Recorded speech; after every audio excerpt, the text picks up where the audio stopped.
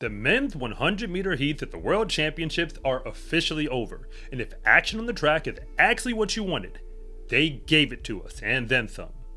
There's so much that I could say about these heats, because if you didn't watch them, you don't know what happened. You can even look at the clocks, and trust me, I'm getting to that. You still don't know what happened. I'm going to fill you in, from Heat 1 all the way down to Heat 7, on what really went down. Because yes, all the attention was on the big three. Noah Lyles, the reigning world champion, as well as the reigning Olympic champion. Yes, that guy, people were going to pay attention. Kishane Thompson, the world leader. Oblique Seville, who's been tearing it up in the last, half of the season, or like maybe the last third. Those are the names that people were going to be paying attention to.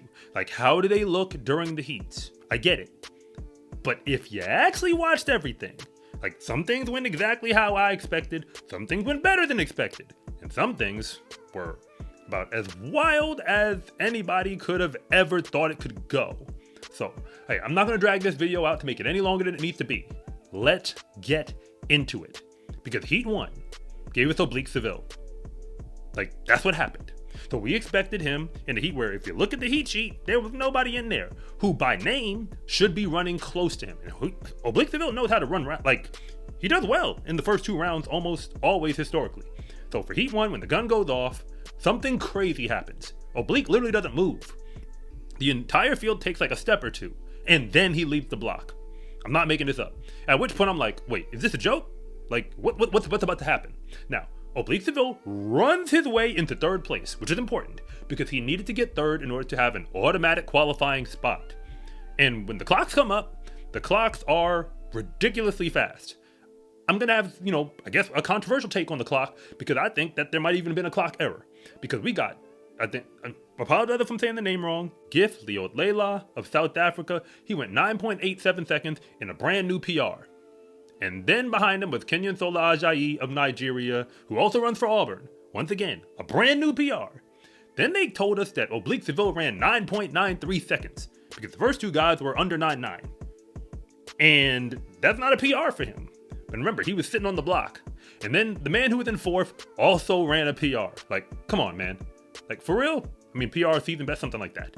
Like, that's what they told us on the clocks. Nobody else who ran in these heats ran faster than 9.9 seconds. Like, it just didn't happen. I think 9.95 was the cutoff. Nobody ran faster than that, and anything else I'm about to tell you. And the whole Oblique Seville situation, I mean, he made it through to the next round, and I'm assuming he'll figure it out. But this was not supposed to happen. Hey, it just is what it is. Because Heat 2, Kishane Thompson brought us back to, I guess, what was expected. In his heat, he ran away from everybody, and it wasn't really that close. Unlike the heat before him that had a positive 0.3 wind, his was a positive 0.1. Nobody else in that field was faster than 10.10 seconds. Like, that's just what happened. So Kishane Thompson, like, the script for his heat, like where he runs the first 70 or so, shuts it down, makes it look easy enough as he comes through the line, that makes sense. Like, hey, it is what it is. But then you get to Heat 3. And, hey, the big three that everybody was watching, they gave it to us 1, 2, 3 in the first three heats. So yes, Noah Lyles walks onto the track, representing Team USA. And when he does, he doesn't just win his heat. You gotta understand how he did it.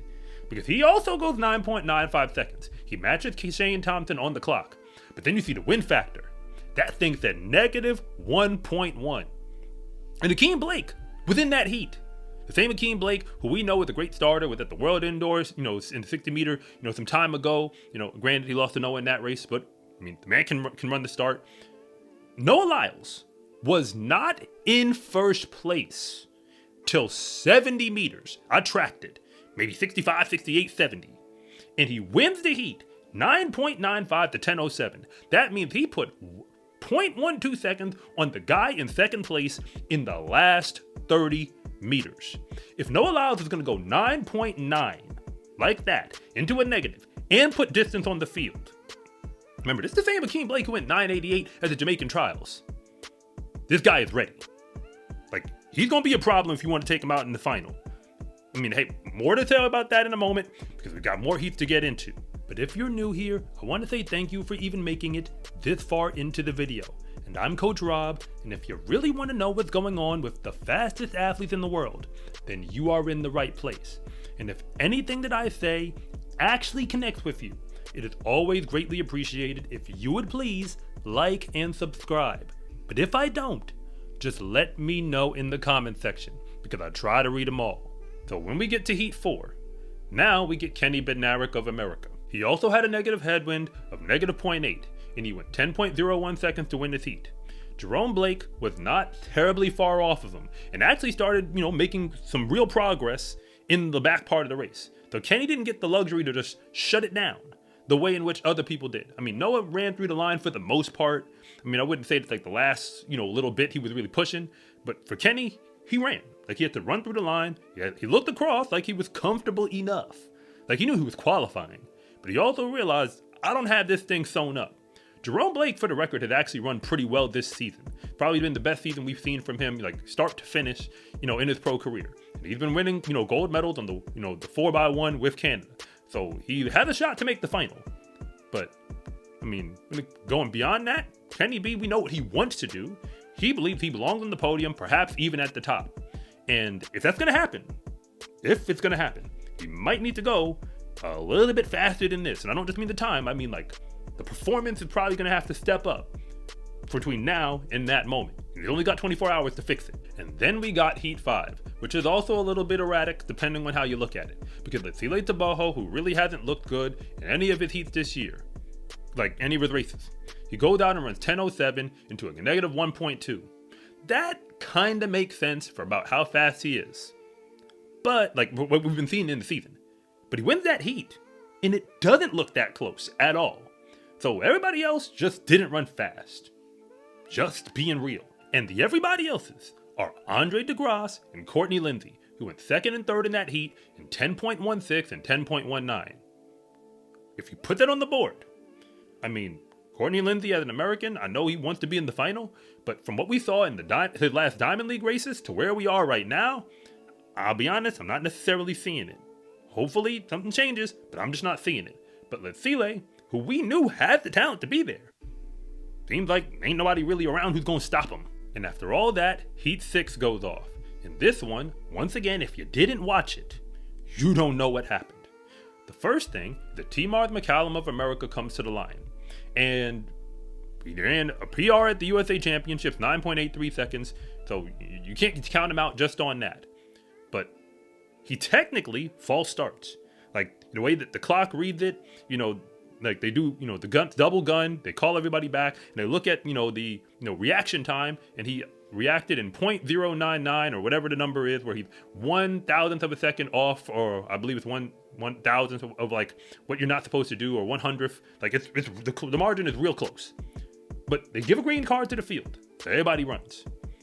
The gun goes off again, and this time when we get to the line, it is Israel Akon of all people, who technically is a college kid who was just running for Auburn. Like, he is the one in front.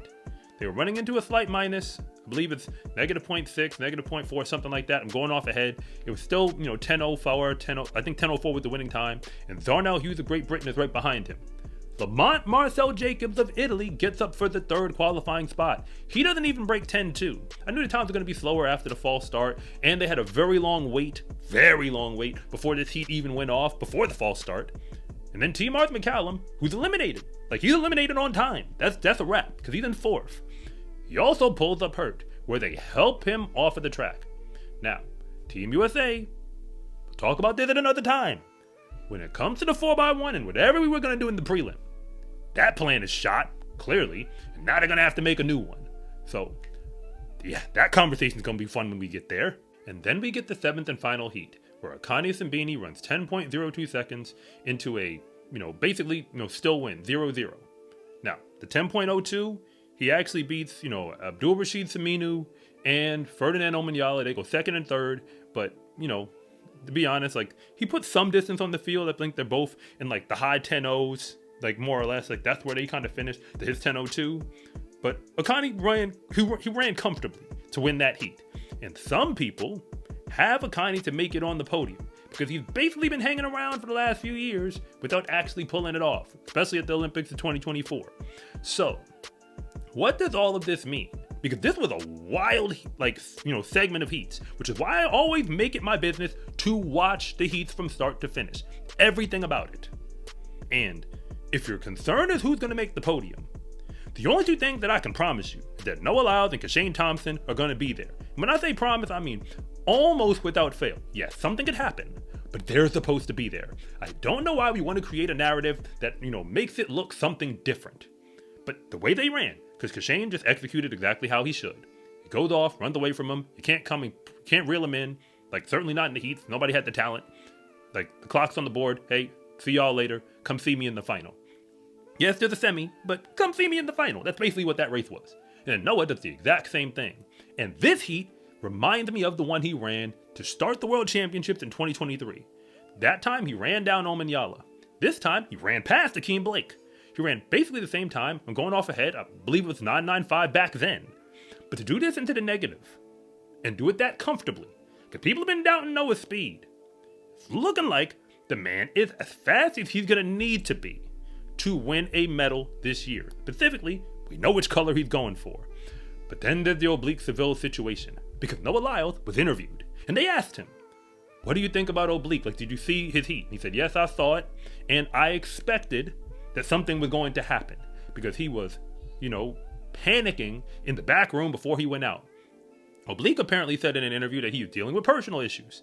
I don't know, everything that's going on, but I do believe that the clocks in that first heat just don't make sense, because, hey, it's not a conspiracy theory. I'm just looking at the races. Are you really trying to tell me that a heat where three men whose names I'm pretty sure you don't know, I apologize, I know I'm saying it wrong, for South Africa, Kenyan Sola Ajayi, Nigeria, these men are running personal bests that are, they're dropping them in the heats at the Worlds. They're only running into a positive 0.3. These are guys who've had wind-assisted races. These are faster than their wind-assisted races this year. Those men are running PRs. And then you are telling me, when we look at Kishane and Noah and Akani and all these, I'm sorry, I'm not buying it. I'm not saying they didn't run fast. I just don't think those clocks make sense. Because for Oblique to run 9.93 seconds and get third with the start that he had, he probably would have won that heat if his start was just decent. And by won it comfortably enough. That I don't doubt. He performed. It's just the first heat, the clock's on that, I'm just tossing them out.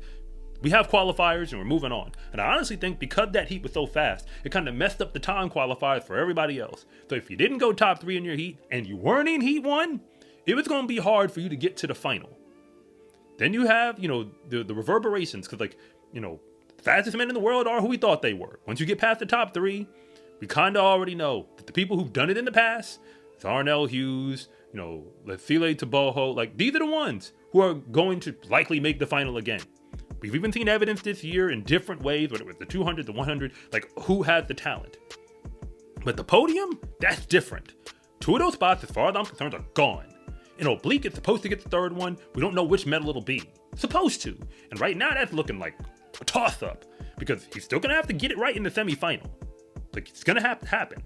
If visually from what we saw, forget the clock, that something's going to have to change. And then somebody might, if we're going off the clock they gave us, then we might have a new man from South Africa who's not Akani in the final. You see what I'm saying? I'm not betting on it. I'm not. But that might happen if we're just going off of the evidence. So the semifinals and the final are going to go off on the same day. We've got almost 24 hours between now and then. But this right here is something different. Because everything you did in the rest of the season doesn't really matter in the way track and field is set up.